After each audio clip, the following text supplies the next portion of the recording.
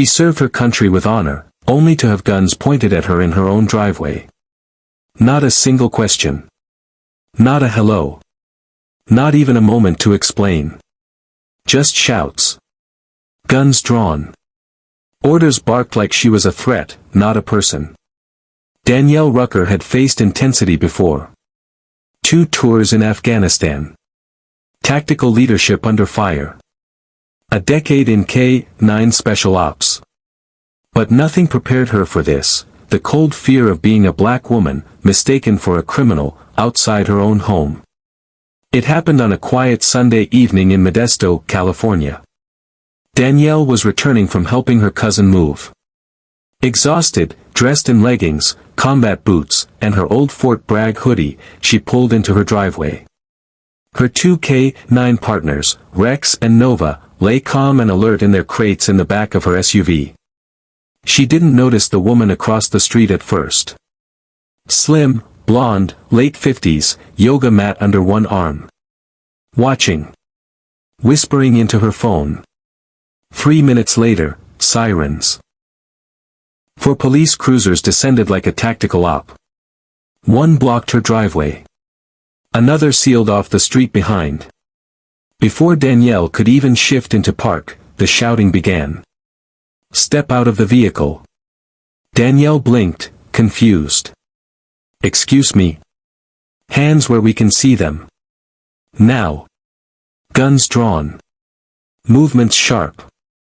No hesitation. We got a call about a break-in. You matched the description.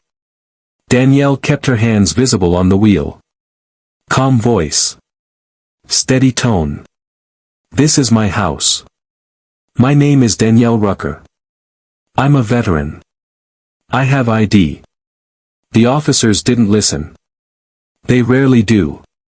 From the back of the SUV, Rex barked once. Nova stayed still, as trained. Danielle tapped her knuckles on the console, a silent command. The locks clicked.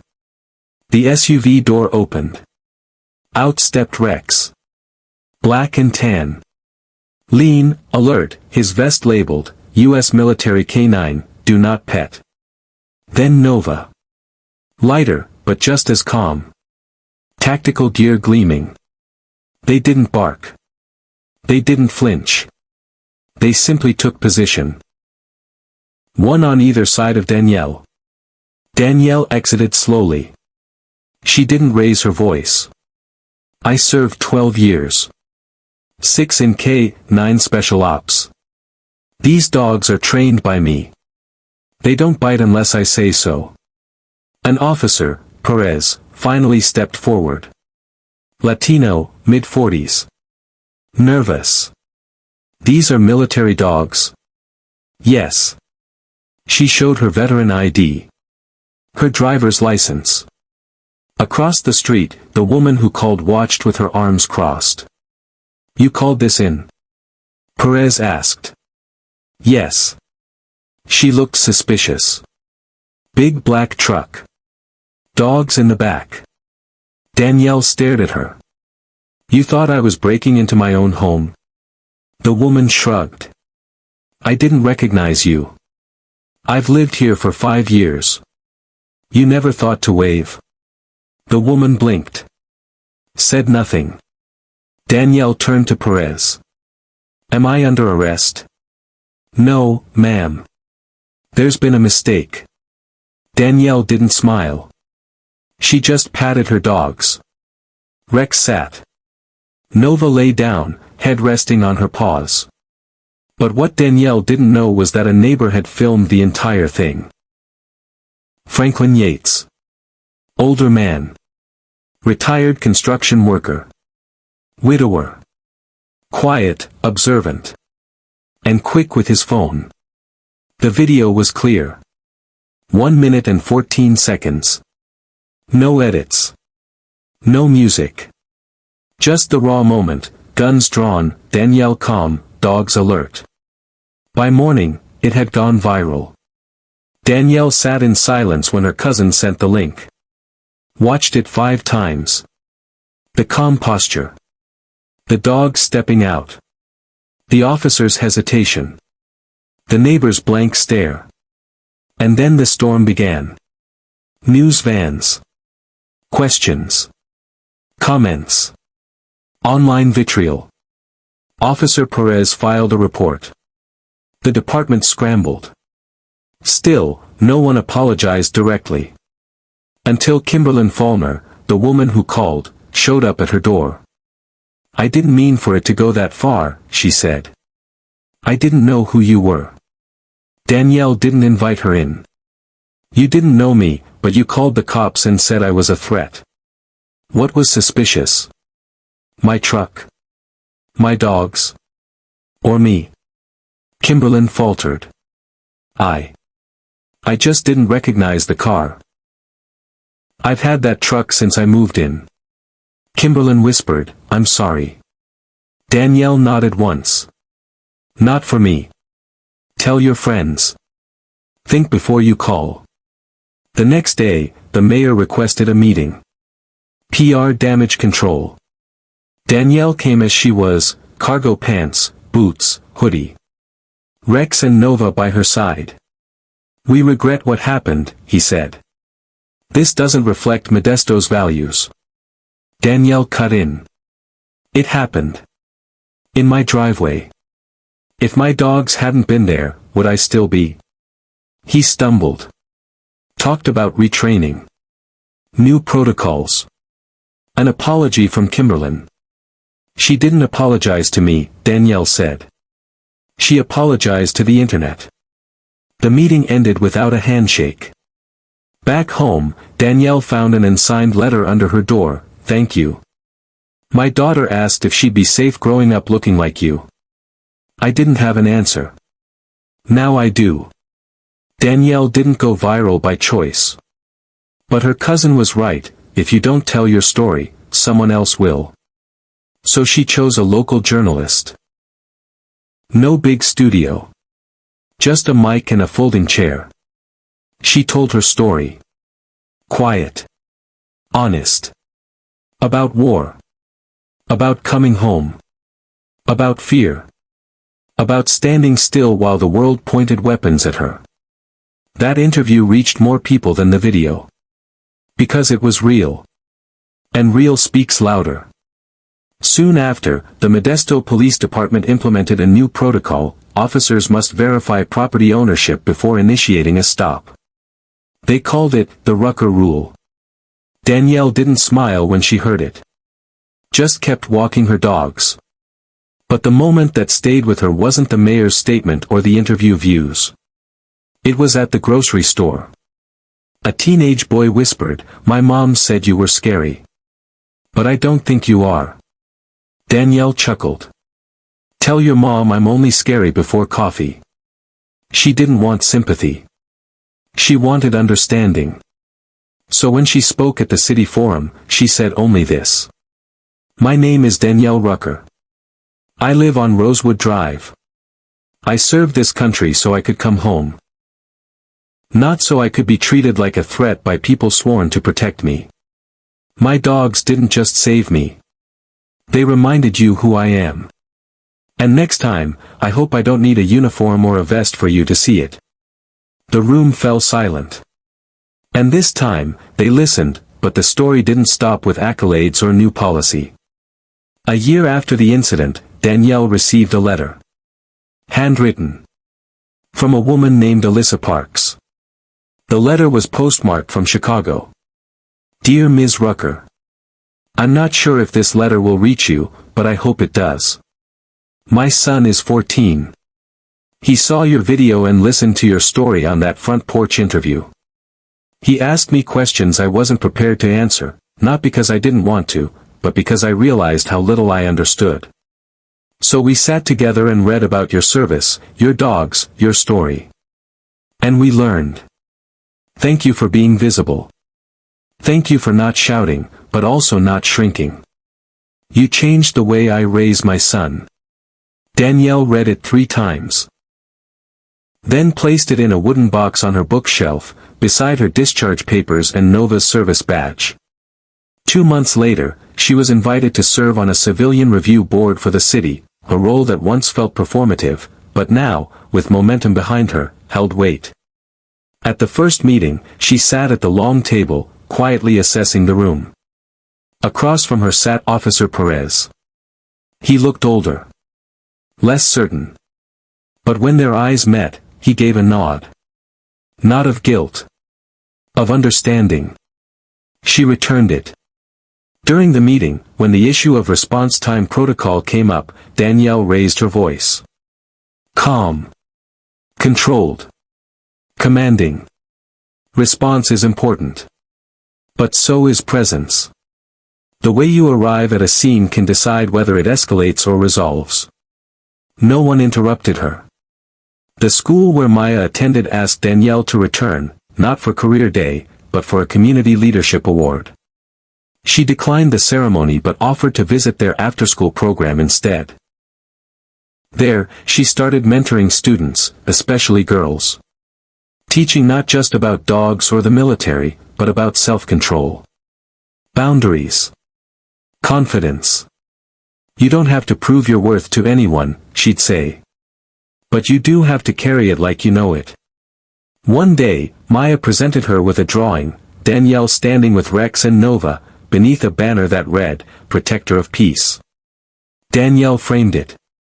And then came the invitation that surprised her most, a museum exhibit in Sacramento on modern military women. They wanted to feature her story in the final room, titled, Returning Home. The exhibit included her photo. A replica of Rex and Nova's vests. And a short paragraph. Danielle Rucker served with honor abroad. But her fight for dignity began at home. The day the exhibit opened, she walked through quietly, staying in the back. Watching families read the plaque, nodding, pausing. Some shook their heads. Some whispered. But all of them looked longer than she expected. Zora walked beside her. You did that, she said. Danielle didn't respond. Just placed her hand gently on Rex's back. Nova leaned against her leg. And in that moment, surrounded by strangers who now understood a piece of her truth, Danielle felt it. Not closure. But clarity. She wasn't a story. She was a shift. And that shift was still moving. He served her country with honor, only to have guns pointed at her in her own driveway. Not a single question. Not a hello. Not even a moment to explain. Just shouts. Guns drawn. Orders barked like she was a threat, not a person. Danielle Rucker had faced intensity before. 2 tours in Afghanistan. Tactical leadership under fire.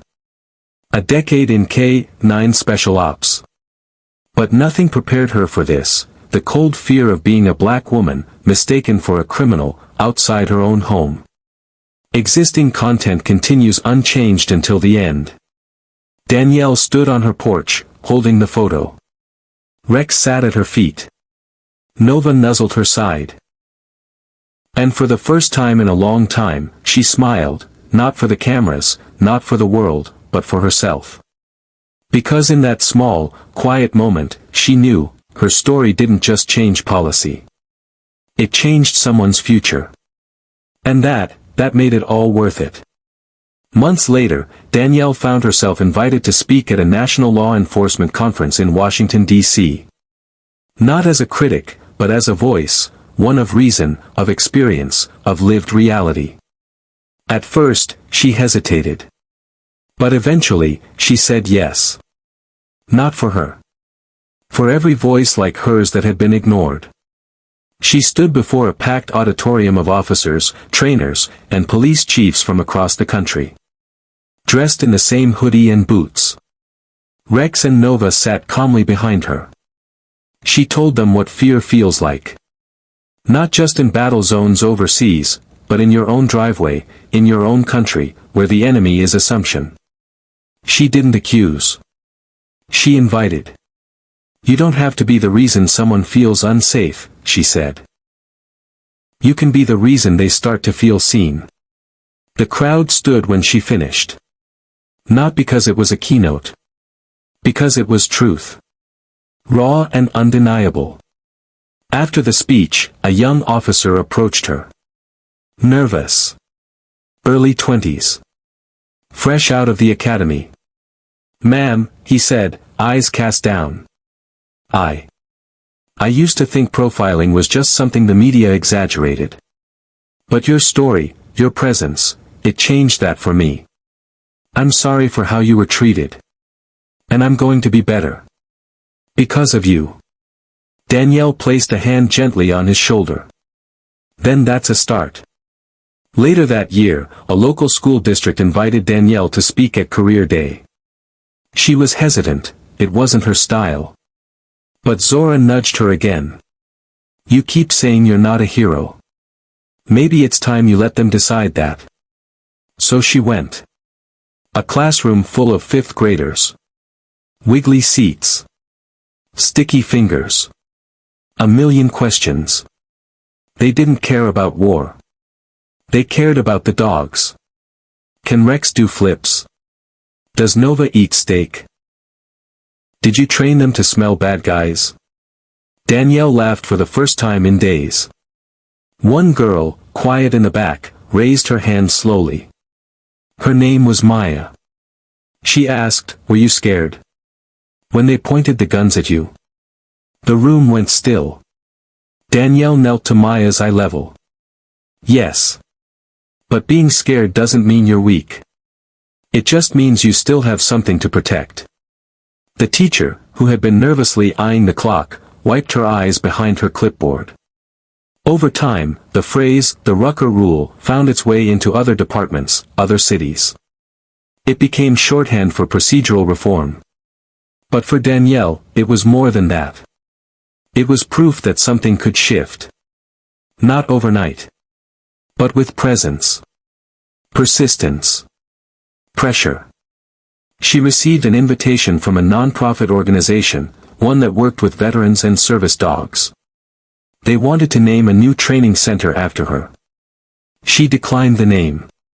But agreed to help train their first class. There, she met soldiers grappling with trauma, with transition, with invisibility. She taught them what she'd taught Rex and Nova, not just obedience, but grounding. Trust. Clarity. One afternoon, while walking the field with a young veteran named Eli, Danielle asked him what he wanted most out of the program. He thought for a moment. "To stop flinching every time someone looks at me like I don't belong." Danielle nodded. She didn't offer a speech. Just walked beside him, the way someone once did for her. Back in Modesto, life wasn't perfect. Kimberlyn never returned to her yoga jogs. Her house went up for sale quietly. A few residents who had once avoided Danielle now waved. Some stopped to talk. Most still didn't. But the air had changed. Slightly. Enough. One fall evening, Danielle sat on her porch, Rex dozing beside her. Nova alert as ever. A small girl rode her bike past. She skidded to a stop at the end of the driveway. "You're the dog lady, right?" Danielle smiled. "I guess I am. When I grow up, I want to be like you." Danielle stood. Walked to the edge of the porch. "Then start now." The girl grinned and rode off. Danielle looked down at her dogs. The sun dipped behind the houses. The streetlights flickered on. Peace wasn't something loud. It was a quiet earned through storms. And in that stillness, Danielle found hers. She wasn't just the woman who had been profiled. She was the woman who had answered it with power. With grace. With legacy. And this time, no one could take that from her.